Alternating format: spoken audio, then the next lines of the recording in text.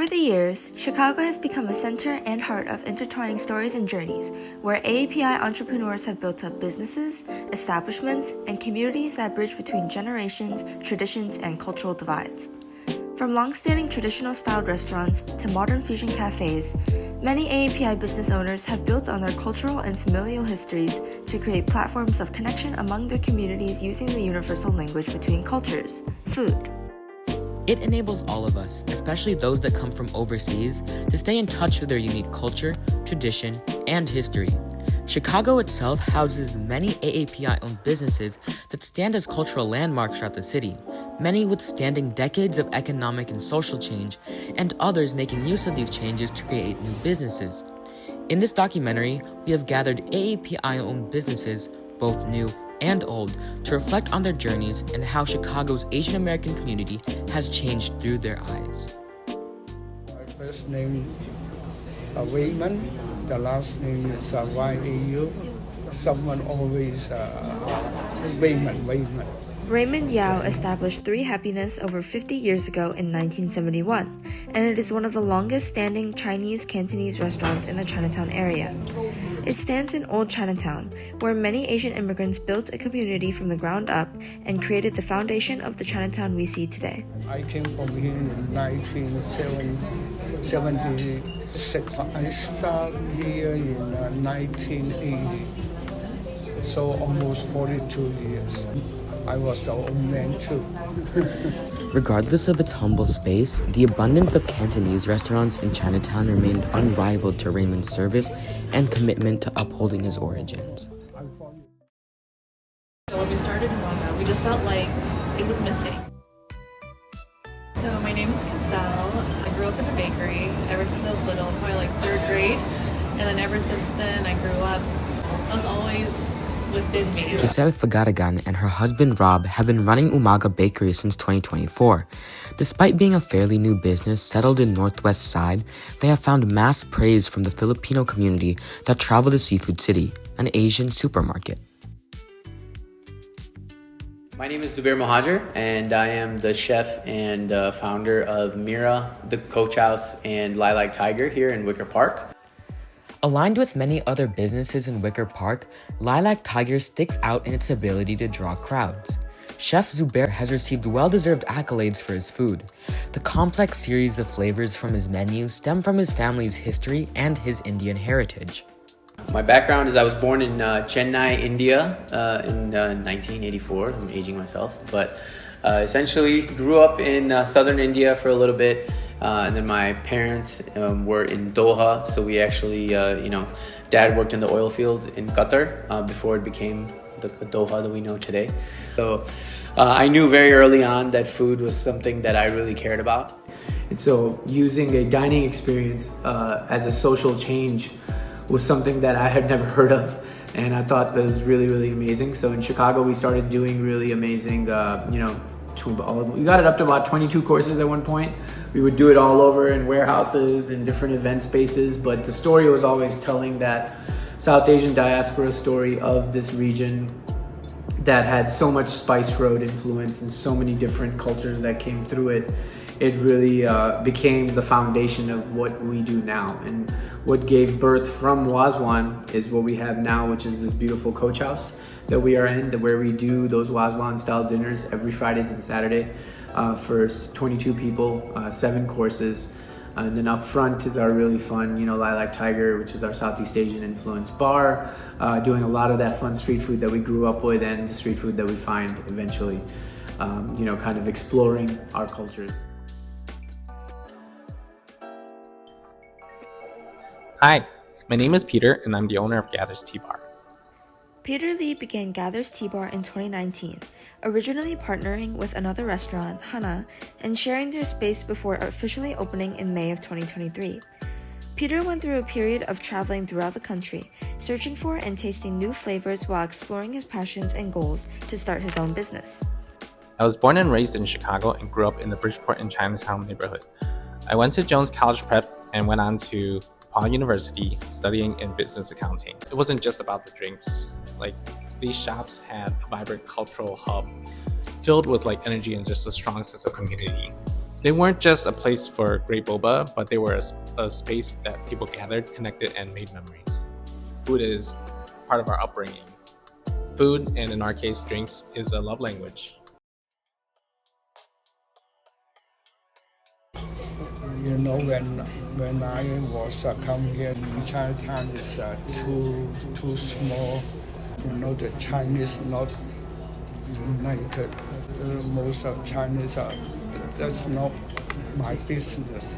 But right now is more united than before. When you need some help, they will help. Coming to Chicago is very culture shock where it's like, well, there's a lot of Filipinos here. I didn't realize the community until Umaga opened. We got the support from the community. Right, our parents came here to survive. Food became a tool for our parents to remind us of who we were, but also a way of what they left. They would find it here. We've broken away from this whole stereotype that we have to be medical professionals or financial professionals. Creativity has really inserted itself. If we don't have a situation for ourselves, it's in our blood to create that situation for ourselves. So I don't think it's surprising to see how far now the South Asian community has come here in Chicago. It's on us as the younger generation to step up, uphold our roots, and carry traditions forward. Current generations, whether it be creating foods and desserts they grew up eating, I'm seeing a balance of people preserving those traditions and authenticity, but also a new wave of people putting their own take on it, all while staying true to their roots. That's actually what Gathers has been embracing towards. Chicago's Asian American community is more united, supportive, and thriving than ever, and we're grateful to be a part of that. With the integration of Asian culture in a Western society, these businesses are no exceptions in the pursuit in appealing to American audiences. From Instagram accounts to menu changes, these tactics fluctuate to not only attract customers, but also to help expose these customers to authentic cultural foods. Absolutely. We started as a Taiwanese-inspired boba shop. We discovered the different cultural world of teas and drinks, and we introduced drinks that celebrate different cultures. You know, depend how you use your smart way to attract more customers come here. Of course, you know, when you want the restaurant, the food is very important. Other ways they go about their restaurant has involved offering a creative variation to their menu. For instance, Umaga, although offering many traditional Filipino baked goods, has transformed many iconic recipes to include deliciously new flavors. Some of our employees give us feedback and that influences from them where even though we're just a Filipino bakery, it's okay. Filipinos and other nationalities can try it as well. At the heart of a city immersed in the multitudes of ethnic backgrounds, Zubair has not only embraced his South Asian background through his dishes, but also praises Mexican dishes through a fusion. He details the overlap of his heritage with the Latino community and presents both in the limelight. We wanted to explore this beautiful story that we found of South Asian immigration to Mexico City. Chicago has a beautiful Hispanic community. We had a taco course. It was all South Asian ingredients. Instead of a tortilla, we did a South Indian aray. The filling, we did a beautiful crab chettinad. And then you need salsa in a taco. So because we were in such a vibrant Hispanic community here, we said, why not make an achar with tomatillos? It's just, quite frankly, very addicting. We had this opportunity given to us to have our vision come to life. I think a lot of people know what comisal is or ensamada or señorita bread because I'm hoping we open the door to everyone's more accessible to having Filipino baked goods. Very early on, I became my mom's prep cook. And so I think that really installed kind of the love for cooking as well as I grew up. So fast forward to when I do get laid off, it was a no-brainer for me that the kitchen was where I wanted to be. I vividly remember hanging out at a local boba shop with friends. These were memorable moments for me because it meant a gathering space for us to build relationships out of it, all while sipping on bubble tea. I had the opportunity to travel more. I love visiting different boba shops, and seeing the different people together reminded me of childhood experience. That feeling sparked the idea. Staff, you treat them as family. They're doing, making the bread or making the desserts, whatever they're doing, that passion goes into the bread. And that's what you guys are trying. It's not all me, it's not all my husband, it's them. It's watching your guests eat your food, exposing our guests to new flavors and new dishes. Developing new drinks, experimenting with flavors, and constantly pushing the boundaries of what boba can be. We've built a close-knit group that cares about quality and community, and that makes all the difference. I definitely highly recommend the banana milk, strawberry matcha latte, and the mango matcha cream. For the Coach House, our Pani Puri course, the Lilac Tiger menu, man, Singaporean crab noodle. Mira, it would have to be the lamb barbacoa biryani. The ensalada for sure, or the señorita bread. April and the crab rangoon. Those are, I got the medal best in Chinatown. So many people ordered the fried one. Lanterns, a symbol of hope, guidance, and prosperity. In tandem with the documentary, APITAC and student members across CPS work together to compose a collaborative art display. For every fold, for every string, and for every response, we have brought together floating lights. By creating and displaying these lanterns, we not only pay tribute to traditional Asian artistry, but also symbolize the resilience and prosperity of local people, organizations, and businesses against a city that, on multiple occasions, undermines them. Through this project, we aim to visually represent their presence in the community and invite others to engage with the stories and experiences they offer. AAC is family.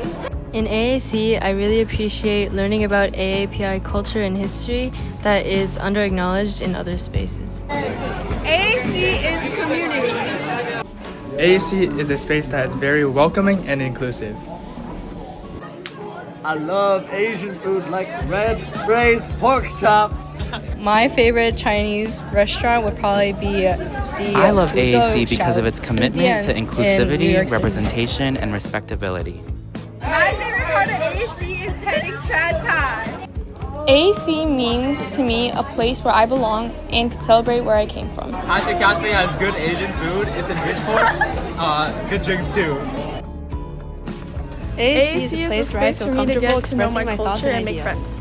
AAC is a place where I feel at home, a safe space where I can embrace my identity and celebrate many others. With the significant growth of the AAPI community in Chicago, these establishments and many more throughout the city offer not only a unique take and perspective on flavors from afar, they are also places where people can share their heritage, culture, and tell the stories of the first generation's tenacity coming into Chicago, while also highlighting the platform they have created for future generations to build off of, illuminating the city with their own unique contributions. As Floating Light suggests, just as lanterns bring people together in festivals of hope and renewal, Asian-owned establishments across Chicago each shine individually, but they also come together to create the AAPI community that Chicago has today. That's why I tell my younger generation from my experience. So when when you was young, so kids study hard. No matter what kind of means. Keep working hard and then go out in the future. I never take a rest. I keep working every day. When you feel down, the moment, don't give up. That's a very important point.